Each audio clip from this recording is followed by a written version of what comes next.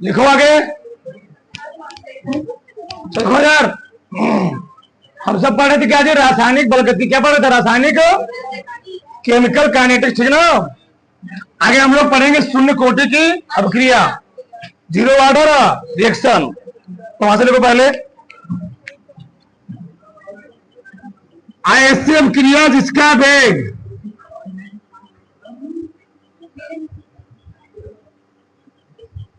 ऐसी अभिक्रिया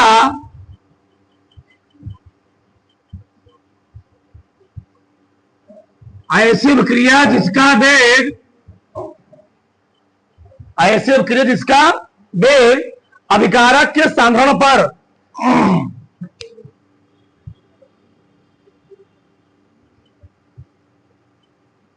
अभिकारक के सांद्रण पर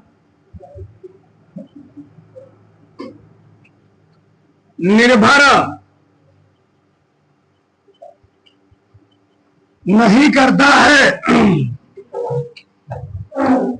निर्भर नहीं करता है,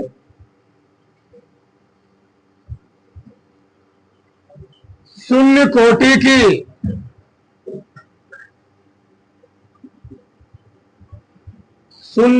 की अभिक्रिया कहलाती है। शून्य कोटि की स्थिति कहलाती है। मैंने क्या लिखा? ऐसी अभिक्रिया जिसका वेग अभिकारक के सांद्रण पर निर्भर नहीं करता है, उसको हम लोग कहते हैं क्या? शून्य कोटि की अभिक्रिया। यानी अभिक्रिया का वेग जो होता है,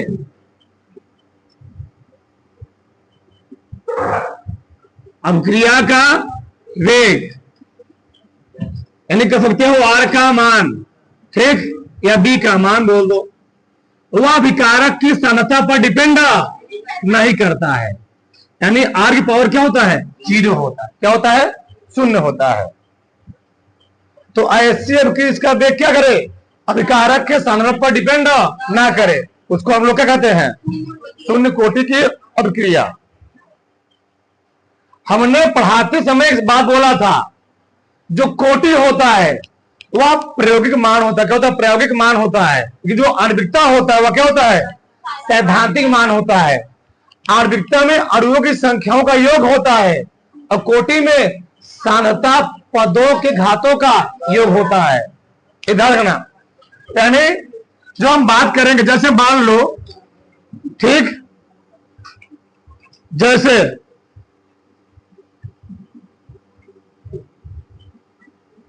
सूर्य के प्रकाश में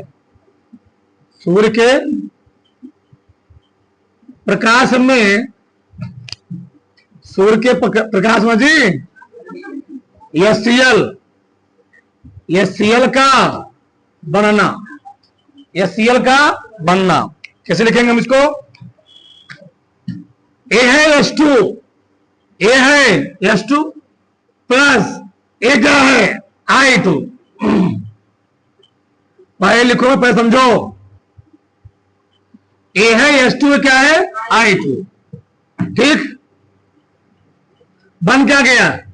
नहीं, ये Cl बना हो ना, Cl2, तो 2HCl। यहां पर क्या है? प्रकाश, सूर्य का प्रकाश, सूर्य का प्रकाश, ठीक। अब यहां समझ अंदर हो क्या रहा है? यहां पर जब सूर्य के प्रकाश में HCl का निर्माण होता है, तो देखा गया जो HCl बन रहा है वो रिएक्टेंट पर डिपेंड नहीं कर रहा है, अभिकारक पर डिपेंड नहीं कर रहा है, बल्कि किस पर डिपेंड कर रहा है? वह सूर्य के सांद्रण पर डिपेंड कर रहा है, यानी इसकी मात्रा पर डिपेंड कर रहा है। तुम लोग जानते हो बहुत सारी क्रियाएं ऐसी होती हैं जो क्या होती हैं? सूर्य के प्रकाश में स्वतः क्या होती हैं? कंप्लीट आती हैं। मतलब अगर हम बात करें तो तुम्हारे माइंड चल रहा होगा सर इसका कोटि क्यों चाहिए? इसका कोटि क्यों चाहिए? तो इसका कोटि निकालोगे, मैं बताया था, क्या निकालो कोटि? कंसंट्रेशन ना। हम लोग कोटि निकाल क्या करते हैं? वेग निकालते हैं, वेग के लिखते हो, concentration of H2, concentration of Cl2, सांद्रता के घातों का योग 1 प्लस एक कितना चाहिए, परंतु ये नहीं है। कब? अगर मान लो यह अभिक्रिया में सूर्य के प्रकाश की उपस्थिति में न करवाया होता, अगर मैं अभिक्रिया सूर्य के प्रकाश की उपस्थिति में न करवाया होता तो जो उसका कोटि आता क्या था, जो उसका कोटि आता वो कितना आता, उसका कोटि 2 होता तो सही था। लेकिन मैंने क्यों की ये आपकी किसकी उपस्थिति करवा दिया तो अब इन दोनों कोई रोल नहीं है। ठीक, और जब इन दोनों रोल नहीं है यानी समता पर डिपेंड ही नहीं कर रहा है तो उसकी कोटि कितना हो जाएगी, शून्य हो जाएगी। बात समझ में आ रहा है। एक प्रायोगिक मान है, क्या प्रायोगिक मान है, मतलब जब सूर्य का प्रकाश नहीं रहेगा तो इसकी कोटि कितना होगी, 2 होगी। जब सूर्य के प्रकाश को पश्चिम कराओगे इसका यहाँ पर कोई निर्भरता नहीं है तो पूर्ण निर्भरता किस पर हो जाएगी, पूरा डिपेंड है सूर्य के प्रकाश पर। बस हमारा तो उसकी कोटि कितना होगी, तब उसकी कोटि शून्य होगी और इसको हटा दो तब कोटि कितना होगी, 2 हो जाएगी। तो इसी इसका नाम क्या पड़ा, शून्य कोटि की अभिक्रिया। मैंने बोला था जो कोटि होती है वह क्या होता है, एक्सपेरिमेंटल वैल्यू होती है, वह प्रयोग में लैब में प्रयोग की जाती है और लैब में प्रयोग करने के बाद चेक किया जाता है अच्छे से मिलाने पर इसी कोटि आ रही है, नहीं मिलाने तो कोटि क्या आ रही है, ये ऐसा निकाला जाता है, एक्सपेरिमेंटल वैल्यू होता है।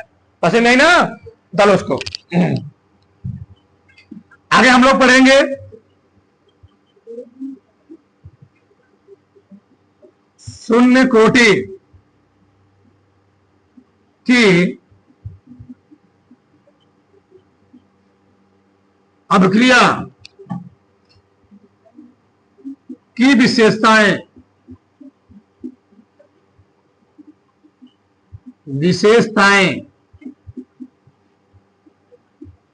या इसे बोलते हैं लक्षण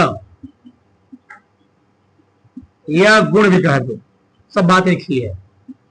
ठीक, शून्य कोटि क्रिया की विशेषताएं, लक्षण या गुण, जो लिखो शून्य कोटि क्रिया के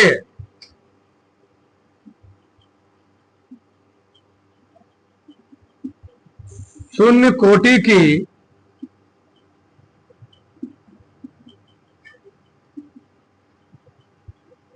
अभिक्रिया के लक्षण निम्नवत है।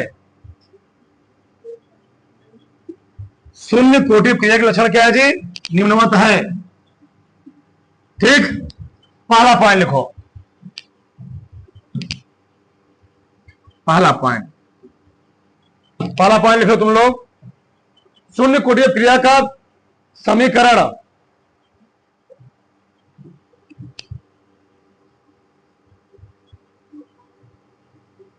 शून्य कोटि की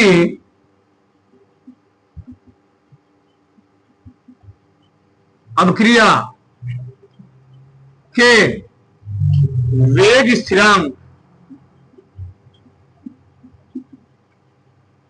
स्थिरांक का समीकरण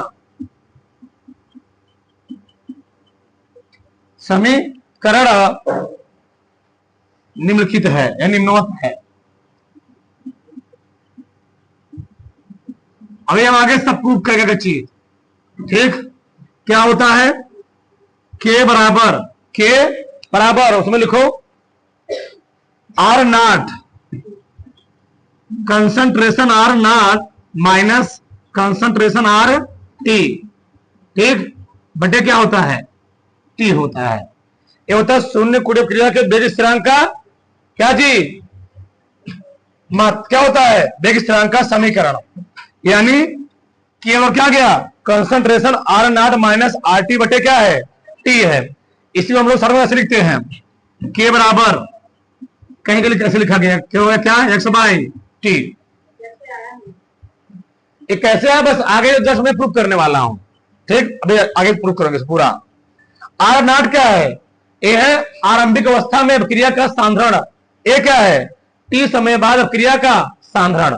अभी लिखो, फिर प्रूफ करेंगे किसी एक चीज हम प्रूफ करेंगे। ठीक, अगला पॉइंट लिखो, शून्य कोटि क्रिया में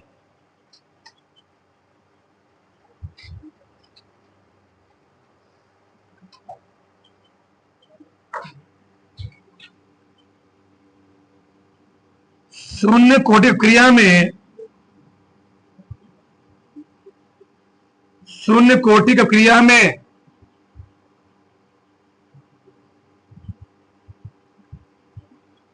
अभिक्रिया का वेग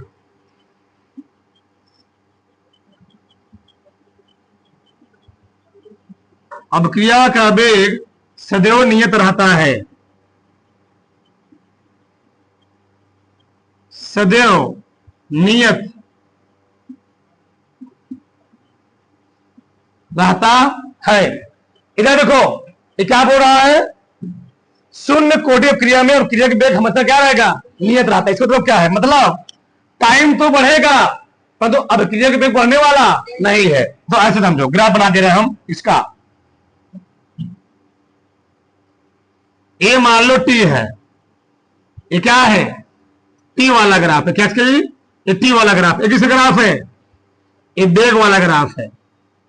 तो टाइम तो बढ़ेगा परंतु अब क्रिया का वेग क्या रहेगा, कांस्टेंट। क्या रहेगा, कांस्टेंट। समझ रहे हो, देखो इधर टाइम हुआ 1 सेकंड, मान लो 1 है, 2 है, क्या है, 3 है। टाइम हुआ 1 सेकंड तभी वेग कितना है, 3 है। टाइम है हुआ 2 सेकंड तभी वेग कितना, 3 है। टाइम बीता 4 सेकंड, 3 सेकंड तभी वेग कितना है, 3 है। 4 सेकंड हुआ तभी वेग कितना है, 3 है। 5 सेकंड हुआ तभी वेग उतना है। 6 सेकंड हुआ तभी वेग उतना है। यानी शून्य कोटि क्रिया में क्रिया का वेग क्या रहता है, सदैव नियत रहता है, कभी बदलता नहीं, फिक्स रहता है। ध्यान रखना चाहिए, डायग्राम बना लो, डायग्राम बनाना है चाहिए, ठीक है ना। आगे शून्य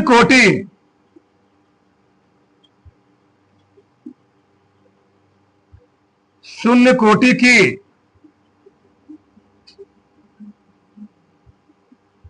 अभिक्रिया का अर्ध आयु काल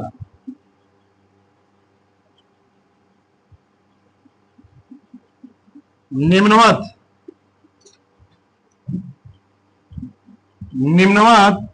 होता है,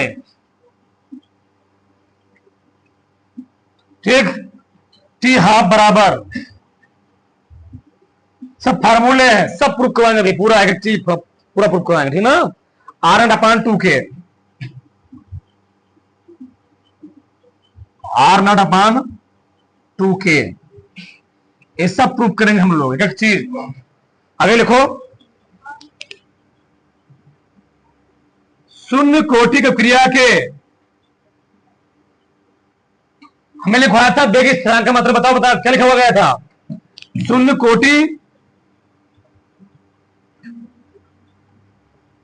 शून्य कोटि अभिक्रिया के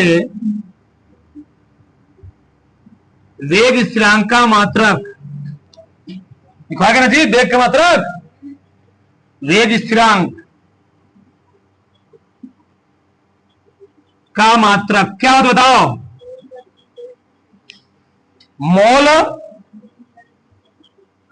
मोल प्रति लीटर इंटू सेकेंड होता है, लिखवा गया ना। और प्रथम कोटि सेकंड इनवर्स लिखवा गया होगा, देख लो उसको पहले, ठीक, सब पढ़ाए गए हैं। लास्ट लिख लो, शून्य कोटि क्रिया, शून्य कोटि की क्रिया सदैव पूर्ण होती है, सदैव पूर्ण होती है। 5 पॉइंट बहुत है, एक बार फिर देखो, समझो पहले मैंने पहला पॉइंट क्या लिखा, शून्य कोटि की क्रिया के वेग स्थिरांक का समीकरण क्या होता है, K बराबर R0, concentration R0 minus RT बटे T होता है। K और क्या है, x/T, यानी ये भी हम लोग कहीं लिखते, ध्यान रखना। R0 क्या है, यह अभिक्रिया की प्रारंभिक सांद्रता, RT क्या है, T समय बाद अभिक्रिया की सांद्रता RT, ठीक। ये आगे फार्मूला बहुत बहुत यूज है, हमने बोला कि इस चैप्टर में पूरा क्या न्यूमेरिकल, क्या जी न्यूमेरिकल ही है, ध्यान रखना चाहिए। आगे शून्य कोटि क्रिया में अभिक्रिया के वेग क्या होता है बताओ, शून्य कोटि क्रिया में अभिक्रिया के वेग सदैव कांस्टेंट रहता है, वेग कभी बढ़ता नहीं है, इसलिए शून्य कोटि क्रिया का हम लोग वेग का ध्यान कर सकते हैं। और क्रिया बताओ क्या होती है? पूर्ण होती है, ध्यान रखना। और तुम आगे पढ़ोगे और अब की कभी पूर्ण नहीं होगी। कि शून्य कोटि की जो क्रिया होती है वो तो आराम आराम से कंप्लीट होती है। क्या जी? बताओ किसकी उपस्थिति में हो रही है? सूर्य के प्रकाश की उपस्थिति में। ठीक, सूर्य के प्रकाश की उपस्थिति में हो रही है। ठीक, बहुत टेम्परेचर में नॉर्मल टेम्परेचर होता है, नॉर्मल अंधकार में होता है जी, बहुत नॉर्मल टेम्परेचर होता है। जब क्या होती है? आराम से पूर्ण भी हो जाती है। ठीक, वही बोल रहा है। अगला क्या है? शून्य क्रिया में वेग से क्या होता है? सदैव नियत रहेगा। टाइम तो बढ़ेगा परंतु वेग क्या रहेगा? भैया सूर्य का प्रकाश मिल रहा है आराम आराम से। ठीक, किसकी उपस्थिति में हो रहा है? अब यहाँ पर क्या कांस्टेंट रहता है। टाइम तो बढ़ता पर उसका स्पीड क्या रहेगा? वेलोसिटी वही कांस्टेंट रहेगा। ठीक, अगर शून्य कोटि क्रिया का अर्ध आयु काल क्या होता है? निम्नवत होता है, समीकरण होता है। टी हाफ रोड क्या होता है? क्या? R0/2K। यानी पूछा भी गया है शून्य कोटि की अभिक्रिया का अर्ध आयु काल उसके प्रारंभिक संदर्भ पर डिपेंड करता, ध्यान रखना। तो यार पूछा गया है शून्य कोटि क्रिया का अर्ध आयु काल उसके क्या करता है? प्रारंभिक संख्या के डिपेंड करता है और उसके अनुक्रमणपाती होता है। और वेग स्थिरांक क्या होता है? व्युत्क्रमानुपाती होता है। मात्रा लिखवाया गया है। वेग स्थिरांक की मात्रा कितना लिखवाया गया है? मोल प्रति लीटर इंटू सेकंड इनवर्स होता है। शून्य कोटि क्रिया सदैव क्या होती है? पूर्ण होती है, हमेशा पूर्ण होगी, ध्यान रखना। उतार लेते ना पूरा फटाक से, उतरा पूरा फटाक से लिखो आगे। पॉइंट नंबर 6 लिखो। शून्य कोटि क्रिया में, शून्य कोटि क्रिया में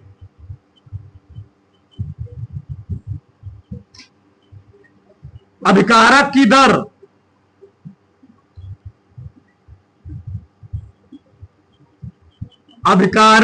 दर समय के साथ स्थिर रहती है। ज्यादा पॉइंट लिखोगे तो 2-4 पॉइंट आगे रहेगा। स्थिर रहती है। अभी लिखो, इधर देखो, बताओ यहां पर क्या हो रहा है? शून्य कोटि क्रिया का जो अर्ध आयु काल है तो उसके प्रारंभिक समतल क्या है? समानुपाती है। चाहे बोलो समानुपाती, क्या बोलो? अनुपाती।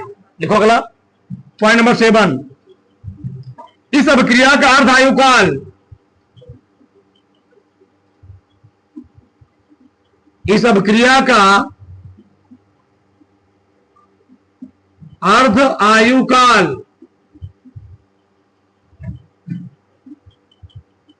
उसके प्रारंभिक सांद्रण के क्या लिखे? अनुक्रमण समान, क्या लिखे? अनुक्रमानुपाती होता है। यही लिखते हैं हम लोग अधिकतर, अनुक्रमानुपाती होता है। अर्थात तुम लिख सकते हो, अर्थात T1/2 प्रोपोर्शनल सांद्रण, ऐसे। ठीक, एक काम देगा तुमको, ध्यान रखना। कई बार पूछा भी गया, ध्यान रखना चाहिए। ठीक है ना?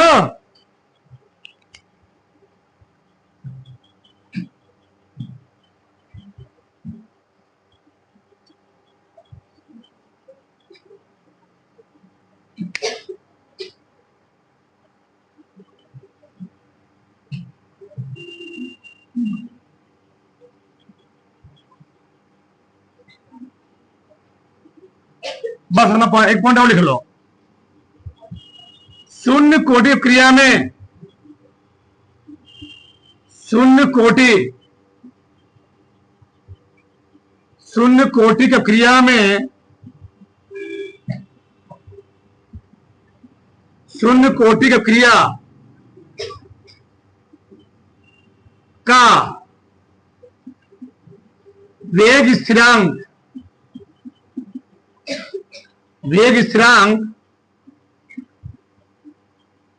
उसके सांद्रण के अनुक्रमानुपाती होता है।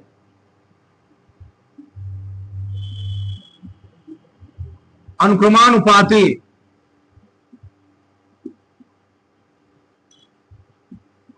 होता है। देखो कैसे, ये बेग स्थिरांक है ना, ये क्या है साधारण, देखो के किसके समानुपाती होगा, आर के। भैया ये भी आर है, ये भी आर है, तो आर के किसके समानुपाती है, यक्स के। यक्स यक्स बढ़ाओगे के भी क्या होगा, अर्धायु काल बढ़ाओगे या विकारक की क्रमिक क्षमता बढ़ाओगे तो अर्धायु काल भी क्या होगा, बढ़ेगा। अच्छा अर्धायु काल क्या होता है, आगे हम लोग पढ़ेंगे।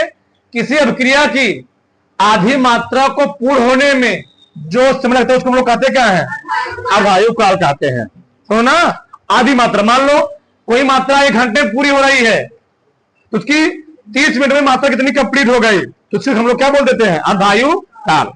उतार देते ना, उतार लो, 8 पॉइंट हुए, 5 पॉइंट आगे रहेंगे, ठीक ना। देखो जरा आगे देखो, हमको क्या पढ़ेंगे थे हम, शून्य कोटि क्रिया के बेग स्थिरांक का व्यंजक। अब हम लोग जब निकालेंगे पूरा, हम लोग पीछे पूरा पढ़ चुके हैं, अब यही पूरा क्या चलेगा, डेरिवेशन चलेगा, ध्यान रखना। अब यहां समझो ध्यान से, किसी भी क्रिया के लिए किसी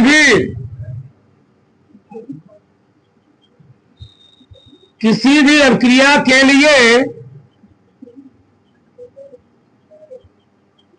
एक ही समीकरण तुम लोग ध्यान देना, और उसी एक समीकरण से हम लोग सब का क्या निकाल लेंगे, बेग स्थिरांक का व्यंजक निकाल लेंगे। ज्यादा तुमको परेशान होना ही नहीं है, एक ही समीकरण अप्लाई करेंगे, सबका निकाल लेंगे हम, ना। और वो क्या है, देखो ध्यान से, तुम लोग पढ़ चुके हो, इधर मैं लिखता हूं, minus D concentration R upon क्या, dt, याद आ रहा है, minus concentration D R upon dt। और इधर हम लोग लिखते हैं के, फिर यहां पर कंसंट्रेशन आर की पावर एम।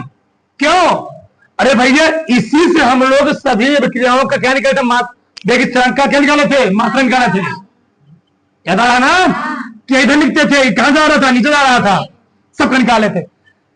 तुमको किताब में कैसे दिया गया नेम डिपेंड नहीं करता है, यहां समझो, एकदम सिंपल तरीके से हम लोग सबका निकाल लेंगे, क्या समझना। हमको निकालना क्या है, शून्य कोटि क्रिया के बेग स्थिरांक का व्यंजक, क्या निकाला, बेग स्थिरांक का के का व्यंजक क्या होगा। अब यहां तुम ध्यान समझना, हम कौन सा क्रिया ले रहे हैं, शून्य कोटि क्रिया, एन क्या है, जहां एन क्या है, कोटि कोटि कोटि, अब क्रिया कोटि में लिख रहा हूं, जहां एन है अभिक्रिया की कोटि, अभिक्रिया की कोटि, सही है। चलो देखो जब समझे ध्यान से, अब बताओ कौन सा क्रिया है जी, कौन सा क्रिया है, शून्य कोटि ना, तो शून्य कोटि क्रिया के लिए इनका मान कितना होता है, 0 होता है। देखो यार, शून्य कोटि की शून्य, बस एक ठू में समझने में दिक्कत होगा, एक ठू समझ लोगे सबका डालोगे, पता सुनना इधर, शून्य कोटि की अभिक्रिया के लिए, शून्य कोटि क्रिया के लिए बताओ एन का मान कितना होगा, 0। कोई डाउट किसी को, किसी कोई संशय नहीं। Minus D concentration R upon क्या, dt बराबर के कंसंट्रेशन आर, कंसंट्रेशन में होता है सांद्रता, डी कंसंट्रेशन यानी अधिकारक की क्षमता, के कंसंट्रेशन आर, पावर क्या लिखोगे यहां पर, 0। अब बताओ किसी भी राशि घात 0 हो जाए उसका मान कितना होता है, 1 होता है, कितना जी, 1। इसका मान कितना हो गया, धरती पर कितना बड़ी संख्या हो उसका राशि घात कितना हो जाए, 0 हो जाए, उसका मान कितना होगा, 1 होगा। तो मैं यहां बताओ, क्या मैं यहां पर के गुणे 1 नहीं सकता, दे सकता हूं, तो कितना दे बताओ, आगे यहां पर के, चलो मैं इसको नीचे लिख रहा हूं, दिक्कत हो रहा हो, यानी ठीक, तो टिक गुणा कर सकता हूं जी, टिक गुणा करो उसमें, जब टिक गुणा करोगे तो माइनस डी कंसंट्रेशन आर बराबर के गुणे, हमने बोला केवल एक अपक्रिया में तुमको दिक्कत हो, केवल एक अपक्रिया में, बस एक सीख लो बस। ये आ गया -d कंसंट्रेशन आर बराबर के इंटू डी टी। इस माइनस को उधर लगा दो, क्या माइनस को उधर लगा दो, जब माइनस उधर क्या बताओ क्या बनेगा तब, डी कंसंट्रेशन आर बराबर माइनस के गुणे डी टी। अब यहां हम लोग दो तरीके हल कर सकते हैं। ये डिफरेंशिएशन है, डिफरेंशिएशन, डिफरेंशिएशन होता है अवकलन, क्या होता है, और अवकलन जब इधर जाता है क्या हो जाता है, समाकलन। लेकिन वो भार हो जाए उसको हम लेंगे ही नहीं, ऐसा लगे जो तुमको समझ में आए। हम लोग यहां क्या करेंगे, दोनों पक्षों का समाकलन, क्या करेंगे, दोनों पक्षों का समाकलन। ध्यान सुनना, चलो दोनों पक्षों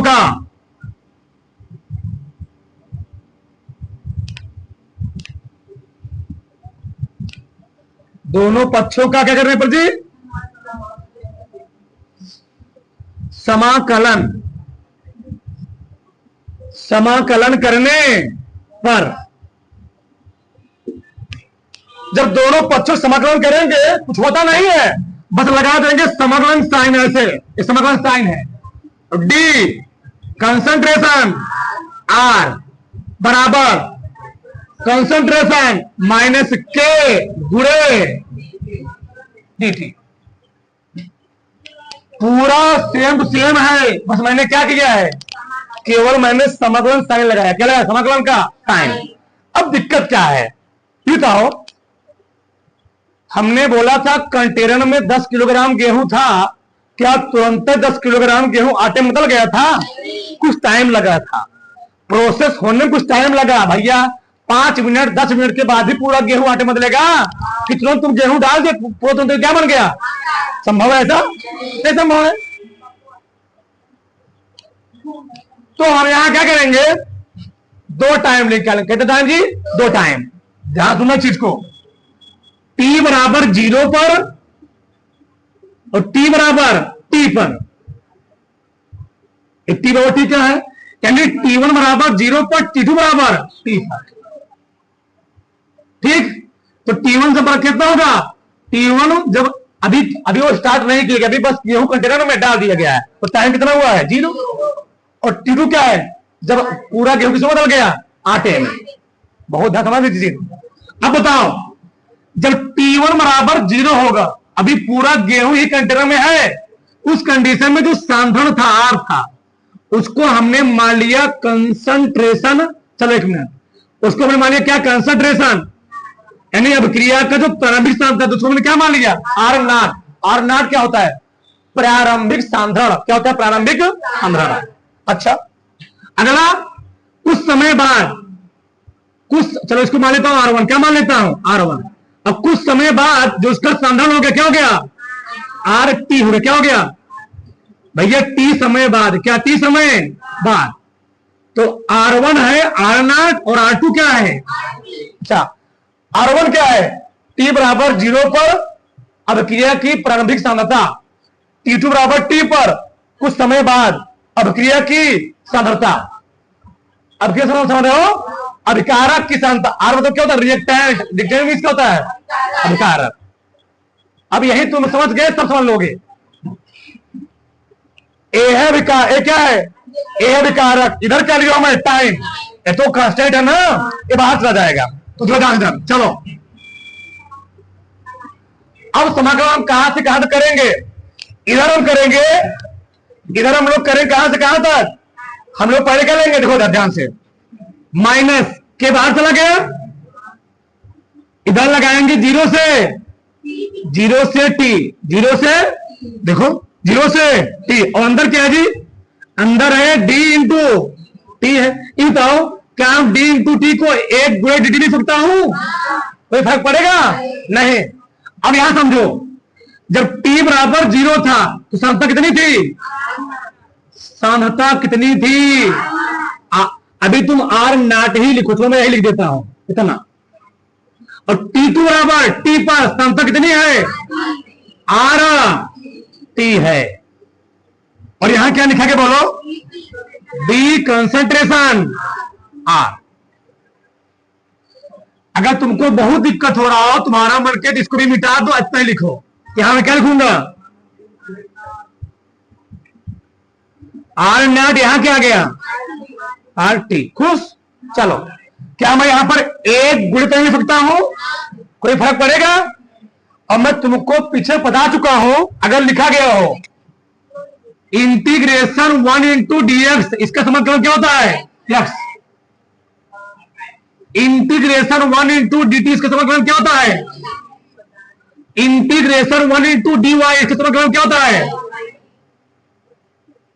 तो integration 1 into D R, 1 into D R, तो समझ क्या होगा, कंसंट्रेशन आर होगा, कंसंट्रेशन आर। अब पूरा घात देना, बताओ, लिमिट लगाना इस पर, लिमिट कहां से कहां तक है, आर नॉट से आर बराबर माइनस के। ठीक, ये देखो, तो भाई ये बताओ, एक का समाकलन टी के सापेक्ष कितना होगा, टी होगा। तो टी लिखोगे और किसी में लिखोगे कोष्टक के अंदर। देखो बड़े कोष्टक लिखा आता है, और कहां से कहां तक, 0 से टी। केवल एक में दिक्कत होगा, केवल एक में दिक्कत होगा, आगे में कोई दिक्कत नहीं होगा, ध्यान रखना। अब बताओ, हमने बताया था पहले आर के स्थान का रखेंगे अपर लिमिट, क्या रखते हैं, फिर लगाते हैं माइनस, फिर क्या लिखेंगे। अरे वैद्युत विभव में पढ़ा चुका हूं, तीव्रतम पढ़ा चुका हूं। पहले आर के स्थान पे अपर लिमिट, फिर आर के स्थान पे, फिर टी के स्थान पे अपर लिमिट, फिर लगाएंगे माइनस, फिर क्या लिखेंगे, रखो। पहले आर के स्थान पे अपर लिमिट, तो अपर लिमिट कितना है, अपर लिमिट है आर टी, लगाओगे माइनस, फिर आर के स्थान क्या लिखोगे, आर नॉट बराबर माइनस के। क्वेश्चन बना। चलो क्या है, टी के स्थान पे टी लिखोगे, टी के स्थान पे टी और टी माइनस 0। कोई दिक्कत आता है नहीं। आ गया concentration R T minus concentration R naught बराबर माइनस के गुणे, यहां माइनस के अभी दिक्कत कर रहा है। अगर मैं यहां से माइनस कॉमन ले लूं, क्या कॉमन ले लूं, इतना समझदार हो गए तुम।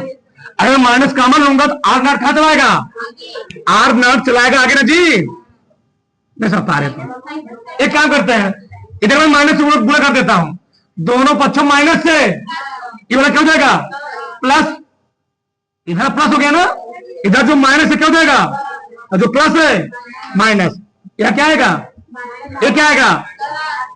तो concentration R naught minus concentration R T बराबर क्या गया, के टी ना, माइनस उड़ा किया हूं, माइनस उड़ा किया जी, तो केवल क्या बताओ, केवल क्या गया, concentration R naught minus concentration R T बटे, खोलो पन्ने देखो,